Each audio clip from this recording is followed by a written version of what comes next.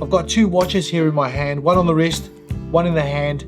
They're chronographs, they're about 39 millimeters. The model is called the Chronoking Racing and the originals were designed back in the 1970s.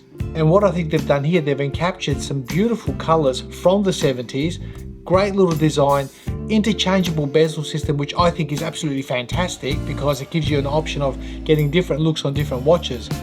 But there's still something lacking in this watch. I personally think if they did that, it'd be a killer. But whatever the case, I'm going to share my thoughts on these relatively affordable chronographs from Nivada, the Chronoking Racing.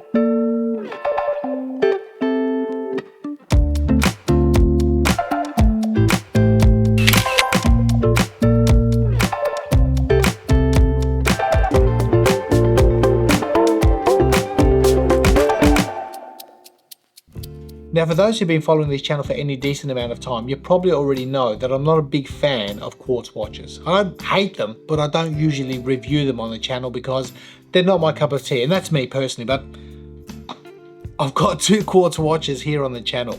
These both feature a mecha quartz movement, and for me, as soon as I saw the dial layups on Nivada's website, the colors, the ability to change bezels on the fly on each watch, and the general specifications as far as size goes, I thought to myself, yep, I've got to get hands on with these. So the watches in the hand, as far as design, playfulness, fun, usability, have really not let me down. There are a couple of little niggles that I have encountered throughout the way, especially on this black one, this dark carbon dial, and I will share more about that in my room for improvement section. Now, you saw the pop-up. Nivada has sponsored this video, so I will of course leave all the appropriate links in the description section, so feel free to check them out. Now, the first thing that I want to do with both these watches is dive into the hero of these watches, and that's those bezels. You've got 5 different bezels that come with each individual watch. 3 of the bezels are sapphire, the red, the orange and the light blue, and the black and green are aluminium. And having the ability to easily change up the bezels by just pulling it off and snapping another one in place, for me has been an absolute delight. I've enjoyed the colorways, I've enjoyed the variety, but most importantly, I've enjoyed the fact that you can snap it on, just like that, rotate it, and actually get the 12 o'clock marker to line up perfectly on every single bezel on both watches. That's a feat in itself.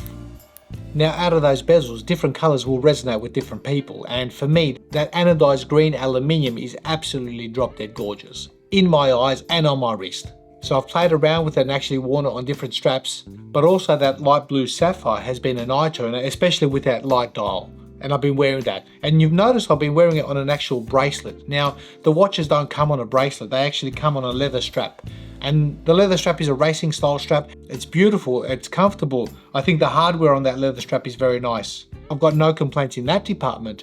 Now, although that leather strap is very nice, I've also been able to put different bracelets on it, bracelets that I've had lying around. From this one here is a Henry Archer. I tried a Baltic bracelet on as well, that fits as well. There's quite a few different bracelets that have easily fit into the profile of those lugs. And when I say fit, I mean perfectly fit, which is pretty impressive. So I've enjoyed this one on a aftermarket, or I'll say aftermarket, a Henry Archer bracelet. I've enjoyed this on its leather strap. Looking at the physical dimensions of this watch, I measure a case diameter of 38 and a bezel of 39. The case height I measure between 13.5 and 13.7 mil. And with a lug to lug of 45.8 and lug width of 20, those proportions have provided a very easy wearing experience. Looking at the crown, it's a 6.8mm signed push-pull crown. The watches offer 100 meters of water resistance, and the total weight on the supplied leather strap on both watches I measure exactly 71 grams.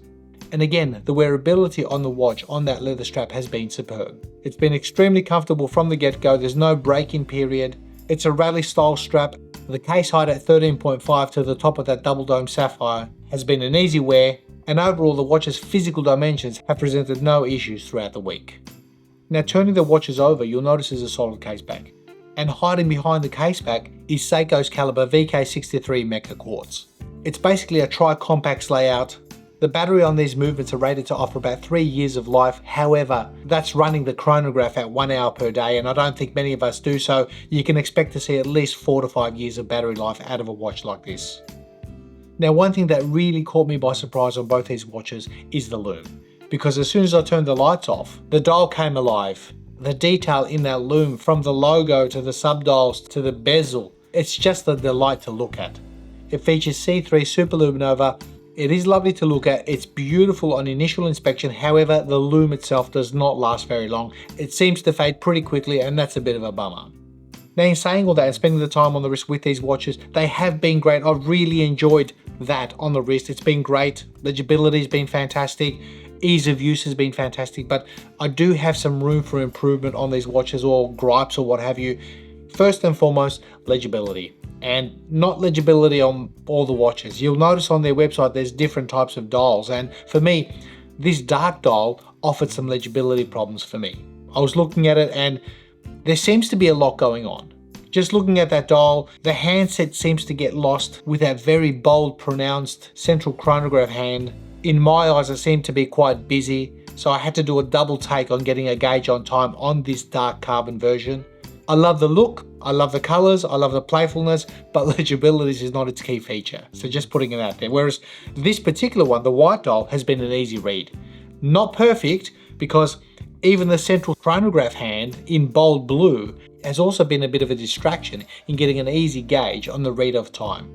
Now, with both watches, I noticed that when you do start the chronograph and have the chronograph, that central hand running, it's a lot easier to get a gauge on time. Because the central chronograph hand is moving, your eyes are now drawn to where the minute and hour hands. So that has made it a lot easier on this dark carbon dial. Now, a second thing that I want to mention in my room for improvement section, and for me it's not a room for improvement, I'm actually glad they omitted it, but I'm going to share it for you guys. There's a ghost date position. The VK63 Mecha Quartz has a date at the 4:30. This is not here. It's not on the dials, it's not there. I'm actually glad that they haven't got it in there, because for me this is a grab and go. I just grab it 1-2 weeks later. I don't have to set any dates. Away you go. That's a good option for me. But having a ghost position, so when you hack it, you pull it in the first position, you can hear as you cycle through that date clicking over. I think in an ideal world, they should have omitted that ghost date position, especially at this price point. And this is not the first time Nivada, I've received a watch from them where they've had a ghost date position. Some of the earlier models I got also had that. So, and when I say this price point, the watch comes at 924 Australian dollars. That's 610 USD. So it's not an inexpensive watch for a quartz watch. I think you're pretty much paying for those bezels with the majority of that justification of that price is, but even so, it's not an inexpensive watch when you consider at the end of the day, it is a VK63 Mecha Quartz movement. Now, the lume of the watch is one thing that I wanted to speak about. It doesn't last very long, which I don't have a problem. It is, after all, a racing chronograph design. It's not a diver style watch. But one thing I do want to share about that lume, there is a difference in the intensity or how long the lume lasts on the different bezels. The aluminium bezels, the green and the black, they seem to last a considerable amount of time, whereas the sapphire, they glow and then they quickly fizzle out. So I think there's a little bit more lume application in the aluminium ones than there is in the actual sapphire, and that's been my experience with both the watches. But in the lume's defense, when you're outside in the sunshine, you do come inside. For a brief second, you get some really good detail. It's incredible, even though it doesn't last long. It is lovely to look at for 10, 20, 30 seconds, whatever long, and then it fades. So just letting you guys know. Now, I did mention at the start of the video that there's one thing if they'd done to these watches, that would be the bee's knees. And for me, this is for me, if they'd thrown a Sellita SW500 series movement in this, a mechanical chronograph, that would have been ideal for me. On that note, I have enjoyed this particular watch. The fact that it doesn't have a date and I've used it as a grab and go has been great, because I've been able to just, you know what, pick it up. It doesn't matter what day it is. There's no need to worry about that. Just put it on the wrist, enjoy the watch. The fact that it's got a chronograph, which is one of my favorite complications, has been fantastic. For timing things in photography and my general lifestyle in what I use, that's been ideal. Now, speaking of that chronograph, the last thing I want to share, normally you use the top pusher to start the chronograph like that, you stop it, and then you reset using the bottom. And that's exactly how this works. However, having the Mecha Quartz VK63, you can start the chronograph, stop it and reset, or you can start the chronograph and you can reset it just by pressing the bottom. Instant reset. Now, it's not a flyback. It doesn't start, you press the bottom and it flies back and continues like a watch that I've got, one of my Sins, but it is a movement that you can start from the top pusher and reset it from the bottom because it's based on electronics. So I hope you enjoyed that, my take on this Nivada Chronoking Racing. It's been a delightful experience on the wrist, especially this light dial. It's been a visual delight alongside that light blue. As I mentioned before, everyone has different taste, and what works in my eyes might not work in yours. And probably the biggest thing that did amaze me about these watches is the fact that having 10 interchangeable bezels on 2 different watches and all the bezels line up perfectly, that to me is a good feat and an achievement. These Nivadas seem to have solved that problem completely. So thank you for watching, continue to enjoy your family and friends, and whatever good things this hobby has to bring, and we'll see you in the next one.